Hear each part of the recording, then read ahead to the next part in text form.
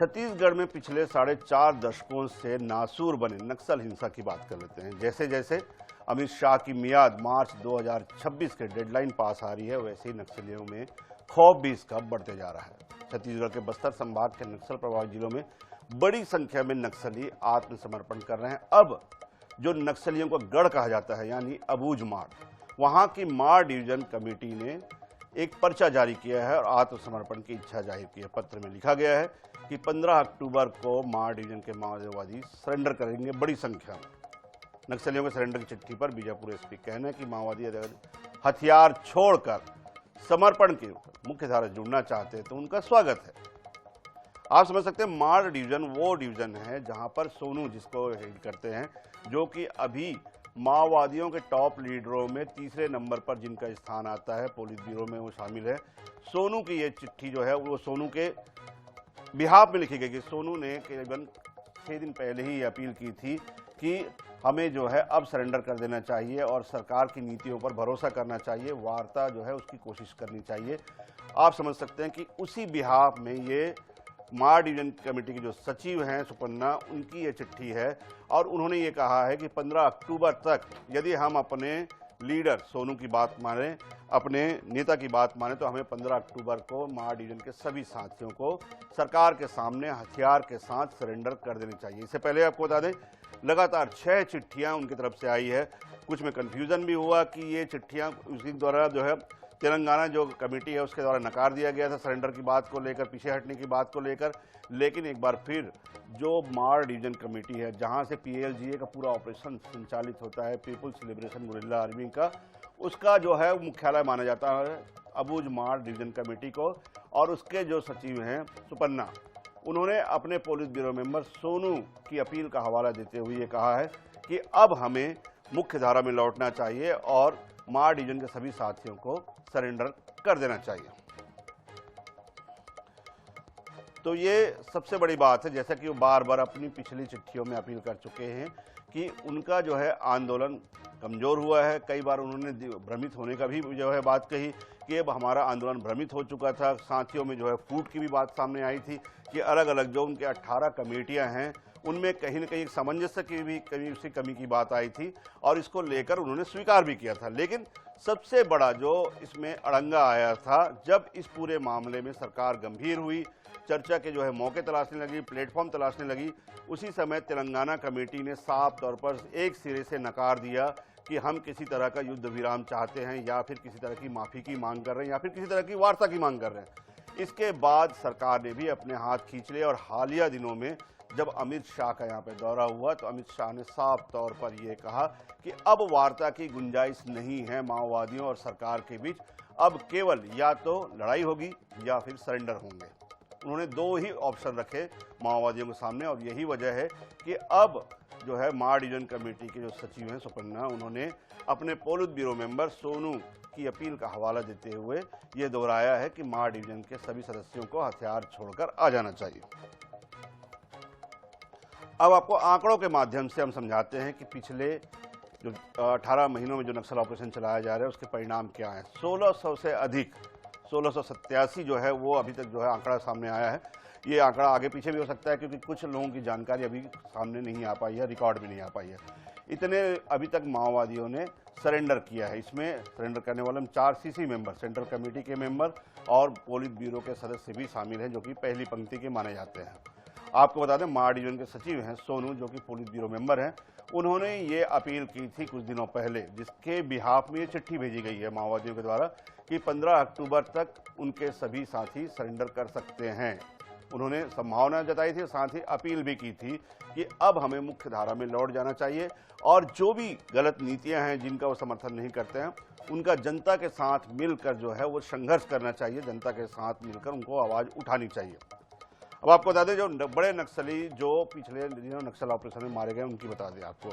सुधाकर उर्फ नरसिंहाचलन, बसव राजू जो सबसे बड़ा नक्सल महासचिव माना जाता था जो पोलित ब्यूरो का, बसव राजू। इसके अलावा सेंट्रल कमेटी मेंबर जयराम उर्फ चलपति उर्फ जोगन्ना भी जिसका नाम है।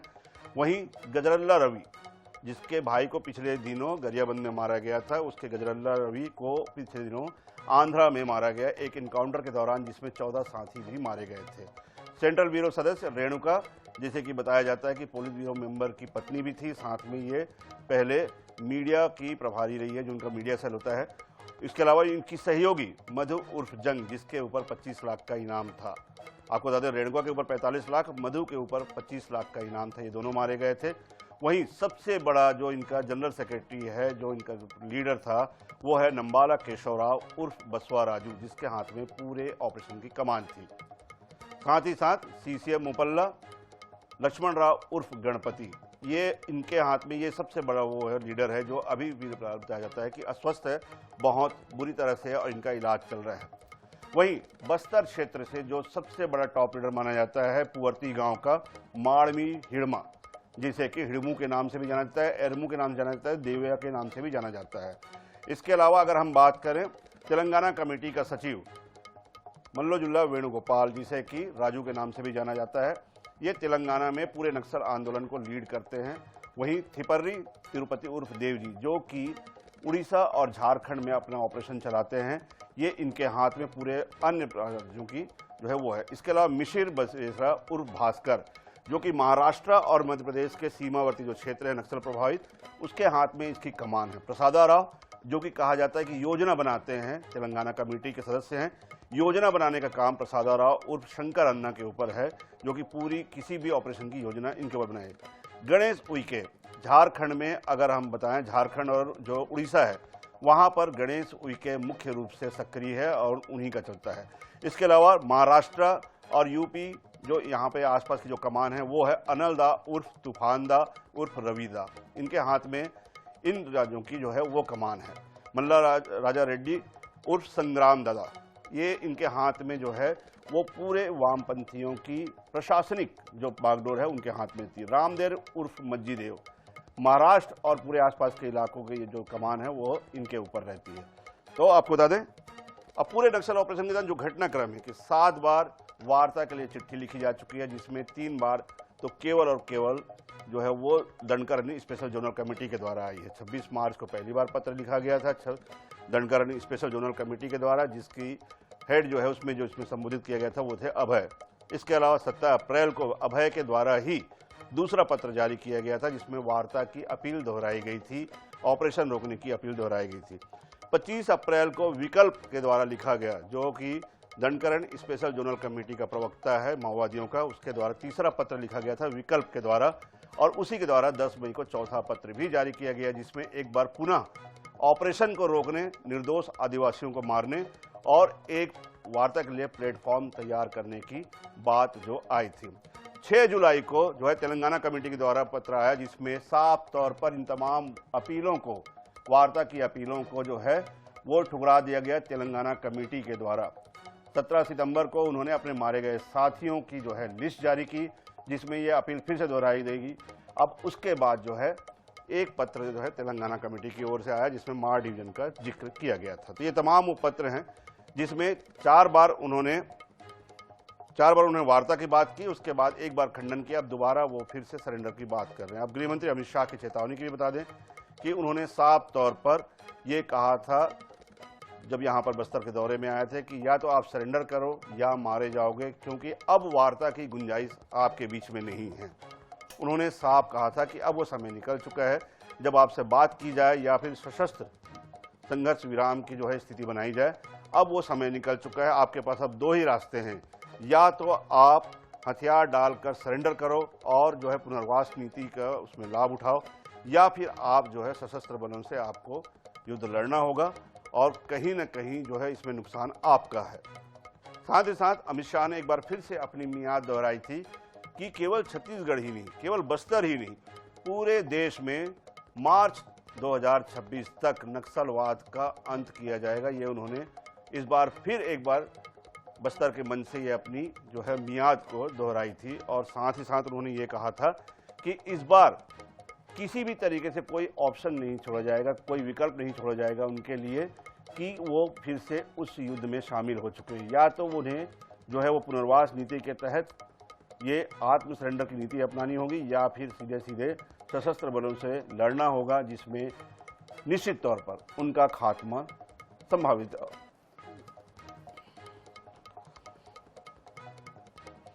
तो आपको बता दें कि एक बार फिर आपको बता दें कि ये अब जो है, अगर हम आपको सरेंडर की बात जो कह रहे हैं तो बार बार इसलिए कह रहे हैं क्योंकि बस्तर में सबसे ज़्यादा जो खतरनाक माना जाता है, जहां से सारे ऑपरेशन संचालित किए जाते हैं, जो कि ऑपरेशन सेंटर कहा जाता है, वो है अबूझमाड़।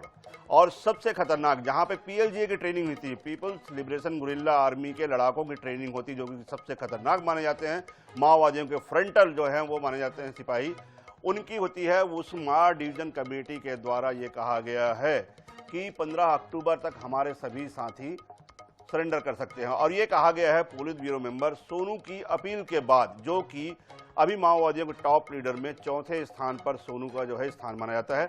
उनकी अपील को सचिव रेणुता और सुपन्ना के द्वारा ये दोहराया गया है कि सोनू की अपील को हमारे साथी माने और सरेंडर के लिए तैयार रहें, अपनी तैयारी सरेंडर के लिए रखें। अगर मार डिवीजन खाली होता है, अबूझमाड़ अगर नक्सलियों से खाली होता है, तो ये समझिए कि जो रेड कॉरिडोर का जो ऑपरेशन सेंटर बनाया गया अबूझमाड़ को, वो खत्म हो जाएगा और यहाँ से जो है एक आखिरी कील माओवाद के ताबूत पे ठोकी जाएगी।